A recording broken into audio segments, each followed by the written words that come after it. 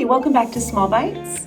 I'm Monique Champagne. I'm a therapist here at The Gracious Mind. Welcome back to Small Bites, where we're providing you lots of different mental health resources and support in a variety of ways. Today, we're going to be talking about journaling, specifically trackers, and all the different kinds of trackers that we can use to benefit our mental health. It is Self-Expression Month, and so this month we are looking into different ways that you can document your experiences using journaling, using artistic approaches. And so today we'll talk about lots of different kinds of trackers and how you can use them.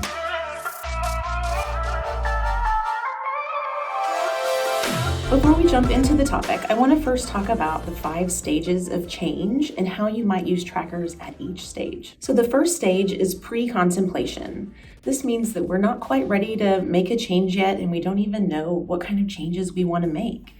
And so using a journaling tracker might help you figure out what patterns you're seeing in your life in terms of your thoughts, your feelings, different interactions that you're having, that you're documenting. You're seeing those patterns and realizing where you might want to make a change. In the second stage is contemplation. So you're not necessarily taking steps towards making a change, but you're thinking about what kind of change you might want to make. And so in this stage, you might want to document different thoughts that you're having, or maybe you want to document specific feelings that you're having throughout the day. You might want to document things like how much sleep you're getting, what kind of movement or exercise that you're engaged in, and start looking for patterns across your journaling, across your tracking, to figure out what you'd like to move forward with and start shifting. So you've done some contemplation, some thinking about what kind of changes you might like to make, and then the next stage is preparation. So in this stage, you may want to start gathering information, maybe listing some resources that you might go to when you're ready to make a change.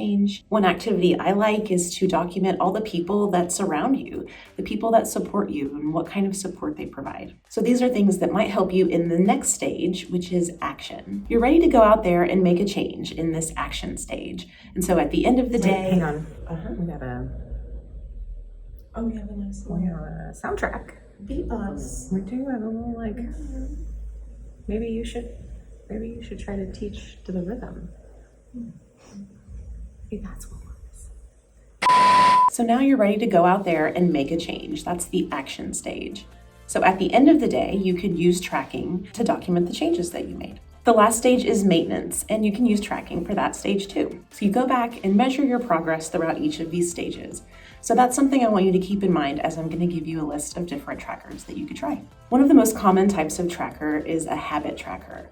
And I want you to specifically think about a symptom tracker. So this could be physical symptoms, symptoms that show up in your body. Maybe you're looking at a specific medical condition that you're trying to manage. This can also be mental health symptoms. So one example that I have, I've listed dates across the top and various mental health symptoms across the side. And then I'm going to put some washi tape on it and make it cute. Another example of a mental health tracker might be a thought tracker. So maybe you're starting to be aware of some of the negative self-talk that you have, or some of the maybe black and white thinking, and you're ready to document those. And tracking can be one way of doing that. So here's an example of a tracker that was actually taken from Dr. Karen's Anxiety is an ASL course. So here's an example. What we see here are the days of the week on the left, and anxiety rating from 1 to 10 right next to that.